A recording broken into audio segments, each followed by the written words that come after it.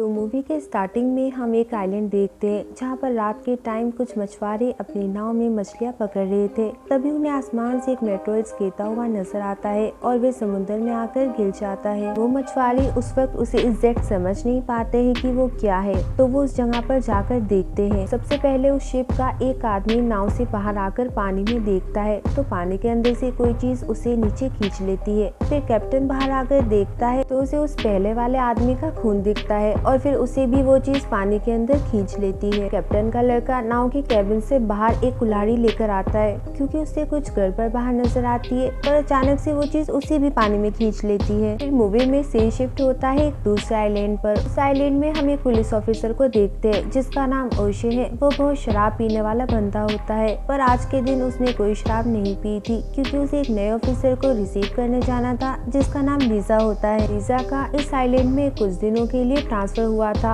अब ओशे लीजा को रिसीव करने जाता है और थोड़ी देर बाद दोनों पुलिस स्टेशन पहुंच जाते हैं। फिर हम उसी आइलैंड के एक पोर्ट का सीन देखते हैं जहाँ पर दो मछुआरे मच्छी पकड़ रहे थे। उन दोनों में से एक आदमी ने एक अजीब सा क्रीचर को पकड़ लिया था। वे उसे देख ही रहा था, तभी दूसरा वाला आदमी भी उसे आकर देखने लगता है और तभी उस आदमी के मुंह पर वो क्रीचर कुछ लिक्विड जैसा पानी फेंकता है जिससे वो आदमी बहुत डर जाता है, लेकिन वो कोई जहरीला लिक्विड नहीं होता। अब जिस आदमी ने उस क्रीचर को पकड़ा था वे उसे अपने घर ले जाता है क्योंकि उसे लगता है कि उसने कुछ अलग चीज पकड़ ली है जिसके शायद उसे बहुत सारे पैसे मिल जाएंगे। तो वे उसे अपने घर के पार्ट में रख देता है ताकि वे जिंदा रहे। और इसी आइलैंड पर हम दूसरी तरफ देखते हैं कि पानी के किनारे पर बहुत सारी व्हेल्स मरी हुई है। वहाँ के लोग ये देखकर बहुत हैरान थे क्योंकि ऐसा उन्होंने कभी नहीं देखा था। अब वहाँ पर पुलिस और डॉक्टर भी आ जाता है। डॉक्टर व्हेल्स को देखकर कहता है कि ये व्हेल्स किसी पत्थर के टकराने से मरी हुई हैं। और यहीं पर हम देखते हैं कि ओशे और लीसा भी इन्वेस्टिगेशन के लिए वहाँ आ जाते हैं। ओशे को वो सब बहुत अजीब लगता है क्योंकि वे यहाँ पर बहुत सालों से रह रहा था और उसने ऐसा कभी नहीं देखा था। अब ओशे वहाँ से अपने एक दोस्त के पास जाता है जो बिल्डिंग कंस्ट्रक्शन का काम कर रहा था। उसके पास एक क्रेन मशीन भी होती है, तो ओशे उसे कहता है कि तुम प्लीज समुद्र के किनारे पर जाओ और वहाँ से मरी हुई सारी व्हेल्स को उठा लो। फिर हमें एक होटल का सीन दिखाया जाता है जहाँ पर एक बार भी होता है और वहाँ पर लीजा भी होती है। ओशे भी वहाँ पर आ जाता है और वहाँ पर बहुत ड्रिंक करता है। वहाँ पे वो आदमी भी आ जाता है जिसने वो क्रीचर को पकड़ा था। वो ओशे से कहता है कि मैंने एक ऐसा क्रीचर पकड़ा है जिसकी बहुत ज्यादा कीमत होगी और मैं उसे बेचकर मालामाल हो जाऊंगा। ओशे उस आदमी की बात तो सुनता है पर यकीन नहीं करता। फिर हम एक घर देखते हैं जहाँ पर बहुत बारिश हो रही थी। उस घर में एक आदमी होता है और वो वही आदमी है जिसके दोस्त ने क्रीचर को पकड़ा था।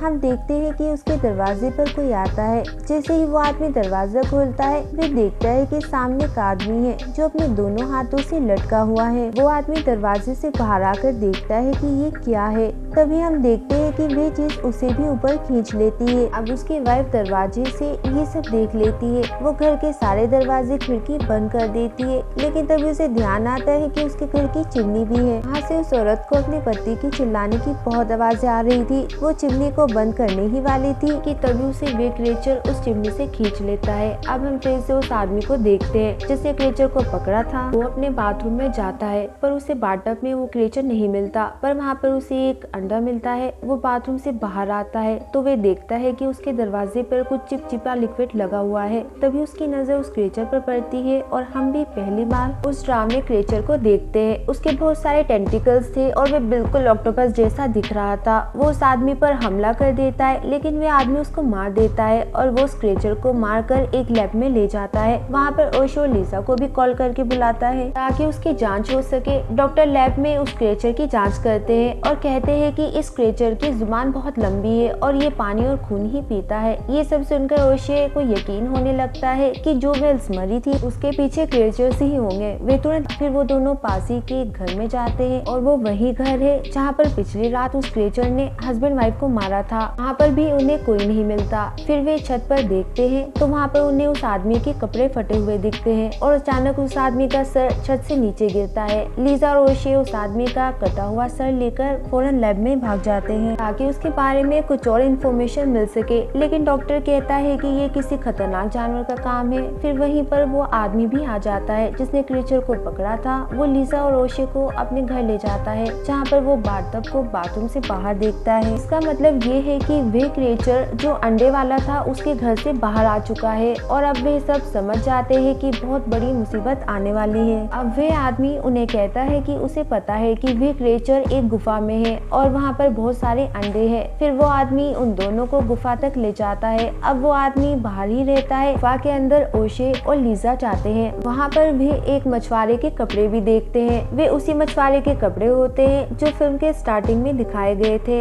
यहाँ से हमें पता चलता है कि क्रीचर ने ही उन मछुआरों की बोट पर हमला किया था। अब गुफा के अंदर ओशे और लीजा एक बड़े क्रीचर को भी देख लेते हैं जो उन पर ही हमला करने वाला होता है, लेकिन वे वहाँ से भाग जाते हैं। तो नोटिस करते हैं कि वो क्रीचर गुफा के बाहर नहीं आ पाता है सूरज की रोशनी में। इसका मतलब वे दिन में बाहर नहीं आ सकता है। अब ओशे और लीजा भागते हुए फौरन लैब में दोबारा से जाते हैं और उसी मरे हुए क्रीचर पर एक्सपेरिमेंट करने लगते हैं कि उसकी क्या कमजोरी होगी। ओशे उस क्रीचर पर पेट्रोल भी डालता है, उसमें आग भी लगाता है, लेकिन तभी वहाँ पर पानी की पाइप फट जाती है और पानी क्रीचर पर गिर जाता है। वो क्रीचर वापस से जिंदा हो जाता है और ओशे पर हमला कर देता है। ओशे बड़ी मुश्किल से उससे अपनी जान बचाता है। अब वहाँ पर ये सब कुछ वे आदमी भी देख रहा था जिसने पहली बार क्रीचर को पकड़ा था। वो उनसे कहता है कि इसने पहले भी मुझे काटा था, लेकिन ये मुझे काटते ही कमजोर पड़ गया था और उस दिन मैंने शराब भी नहीं पी हुई थी। इसका मतलब ये है कि जो लोग शराब पिएंगे उनको ये क्रीचर नहीं मार पाएगा। अब ओशे और लीजा दोनों प्लानिंग करते हैं कि आइलैंड में सभी लोगों को शराब पिलानी पड़ेगी, नहीं तो सब मर जाएंगे। वो दोनों बार वाले के पास जाते हैं, उनसे कहते हैं कि हमें आपकी मदद की जरूरत है। हमें ज्यादा से ज्यादा शराब चाहिए जो हम सब लोगों को पिला सके, लेकिन इस बारे में लोगों को पता नहीं चलना चाहिए। उन्हें शराब क्यों पिला रहे हैं, वरना सब घबरा जाएंगे। बार वाला उनकी बात मान जाता है और तभी ओशे और लीजा चर्च में जाते हैं। वहाँ पर सभी लोगों को कहते हैं कि आप सबको आज मुफ्त की शराब मिलेगी बार में, तो आप सब बार में आ जाओ। आगे हम देखते हैं लीजा को शराब पिलाई जाती है। फिर उसका थोड़ा सा ब्लड निकाल कर क्रीचर के बच्चे को पिलाया जाता है और यहाँ से उस क्रीचर की कमजोरी कंफर्म हो जाती है कि वो शराब से मर जाएंगे। अब हम बार का सीन देखते हैं जहाँ पर सभी लोग शराब पीकर एंजॉय कर रहे थे और बार के बाहर लीजा और ओशे एक कार में बैठे हुए थे। लीजा ने बहुत शराब पी हुई थी तो वो ओशे से अपने दिल की बात बताती है। वो उसे बताती है कि वो उसे कितना पसंद करती है। तो बार के अंदर एक आदमी होता है जिसने किसी वजह से शराब नहीं पी हुई थी क्योंकि उसकी तबीयत ठीक नहीं थी। उस आदमी को वॉशरूम जाना था और वॉशरूम में पहले से ही कोई था, तो वे बाहर चला जाता है।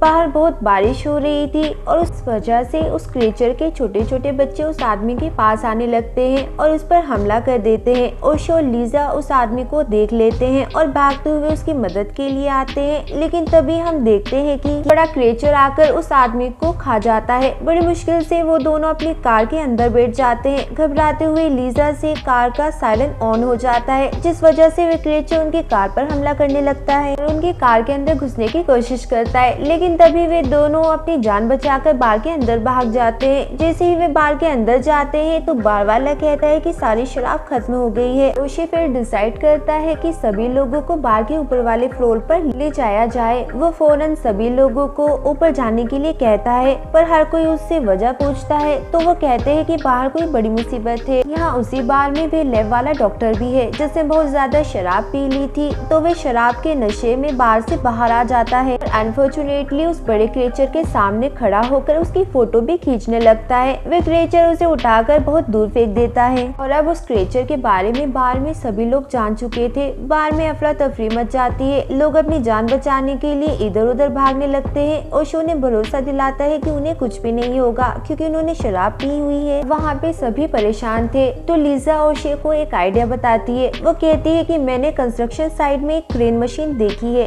तो अगर हम मशीन से इस क्रीचर को पकड़ के रखते हैं तो जब सुबह होगी तो ये सूरज की रोशनी से क्रीचर और उसके अंडे अपने आप ही मर जाएंगे। ओशे को ये आइडिया पसंद आता है, लेकिन उसकी गाड़ी की चाबी नीचे फ्लोर पर होती है। वो हिम्मत करके नीचे फ्लोर पे चाबी लेने के लिए जाते हैं। वहाँ पर वे देखते हैं कि बहुत सारे क्रीचर के बच्चे वहाँ पर सभी जगह फैले हुए हैं। वहाँ से चाबी लेकर अब उस मशीन वाली जगह पर चले जाते हैं और वे बड़ा क्रीचर भी उनके पीछे पीछे वहाँ पर पहुँच जाता है। वहाँ जाकर सभी पेट्रोल के ड्रम देखने लगता है और क्रिएचर को अपनी तरफ बुलाने लगता है ताकि वो उसे जला सके, लेकिन वे क्रिएचर उसे अपने टेंटिकल से पकड़कर नीचे घसीट लेता है। तभी लीजा वहाँ पर वे मशीन लेकर आती है और उस क्रिएचर पर गिरा देती है। अब ओशे बच गया था तो लीजा उसे एक शराब की बोतल देती है ताकि वे थोड़ा रिलैक्स फील करे, लेकिन तभी वे क्रिएचर का एक टेंटिकल उसे दोबारा से पकड़ लेता है और ओशे को बस खाने ही वाला होता है। ओशे फौरन शराब की बोतल उसके मुंह पर फेंक देता है और वो क्रिएचर उसे छोड़ देता है। लीजा फौरन फ्लेयर गन पेट्रोल के टैंक्स पर चला देती है और फिर वहाँ पर एक बहुत बड़ा धमाका होता है जिसकी वजह से वे क्रिएचर मर जाता है। लीजा और ओशे बच जाते हैं और फिर जब सुबह होती है तो लीजा और ओशे वापस अपने घर आ जाते हैं और फिर इसी सीन पर मूवी का एंड हो जाता है।